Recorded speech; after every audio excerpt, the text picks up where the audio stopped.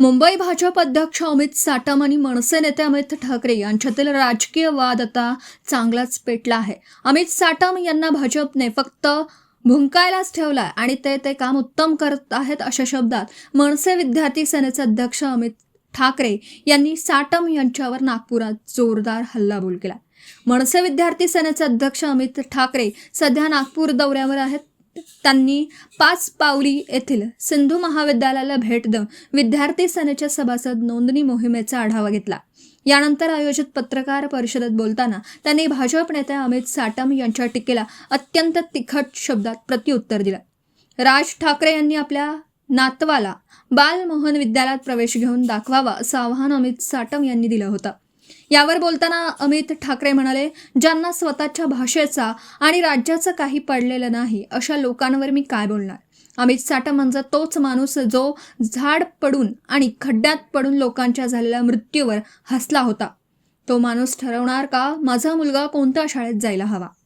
या दौऱ्यात अमित ठाकरेंनी विद्यार्थ्यांच्या समस्यांवरही रोखठोक भाष्य केला। तरुण केवळ सेल्फी काढतात पण कॉलेजेसमधील समस्या सांगत नाहीत। सिंधू कॉलेजच्या वॉशरूममध्ये प्रचंड घाण आहे असं त्यांनी निदर्शनास आणलं। याशिवाय 14 दिवसांपासून आंदोलन करणाऱ्या आदिवासी विद्यार्थ्यांचा मुद्दा आणि राज्यातील पेपर फुटी प्रकरणावरून त्यांनी राज्य सरकारवर विकृत परिस्थिती निर्माण केल्याचा आरोप केला। नागपुरातून अमित ठाकरेंनी अमित साटम यांच्यावर केलेल्या या थेट आणि जहरी टीकेनंतर आता भाजप यावर काय पलटवार करता याकडे राजकीय वर्तुळाचं लक्ष आहे। त्यांच्या नातवाला कुठे शिकवावं ना हे अमित साटमनी नाही विचार करावा। आणि मला वाटतं अमित साटमनी हिंदीत भाषण केलं म्हणजे ह्यांना मराठी लोकांची किती पडली आहे आपल्याला कळतं। आज आपले परिवहन मंत्री जेव्हा येऊन समोर तुमच्या सांगतायत की मराठी शिकणं अनिवार्य आहे, तुम्ही शिकलंच पाहिजे, तिकडे मुख्यमंत्री साहेब येऊन बोलत आहेत की नाही शिकलं तरी आम्ही एक्सटेन्शन देऊ। किती 10 वर्षाचं देणार आहात का? तुम्हाला भाषेची पडली जा, दक्षिणेत जा, कुठेही जा, ते त्यांची भाषा त्यांना कशी जपायची हे कळतं। तिकडे बोलून दाखवावं की हिंदीत चालणार, आम्ही शिकणारच नाही।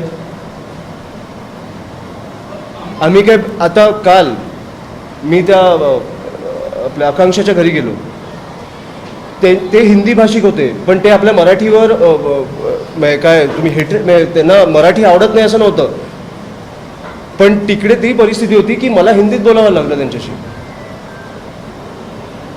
की मुलगी गेली आहे समोर तुमच्या, इकडे आम्ही भाषा नाही आणणार पण तुम्ही आमच्या भाषेवर आलात तर आम्ही अंगावर येणार, हे तुम्हाला कळलं पाहिजे। आणि अमित साटमला भुंकायलाच ठेवलंय, त्याच्यामुळे त्यांनी त्याचं काम करावं, उत्तम करतोय तो। मला अशा लोकांच्या मी काय बोलू ह्या लोकांवर? तुम्हाला स्वतःच्या भाषेची पडली नाही, राज्याची पडली नाही आहे। अमित साटम आहे तोच ना जो हसला मृत्यूवर, लोकांच्या मृत्यूवर जो माणूस हसतोय,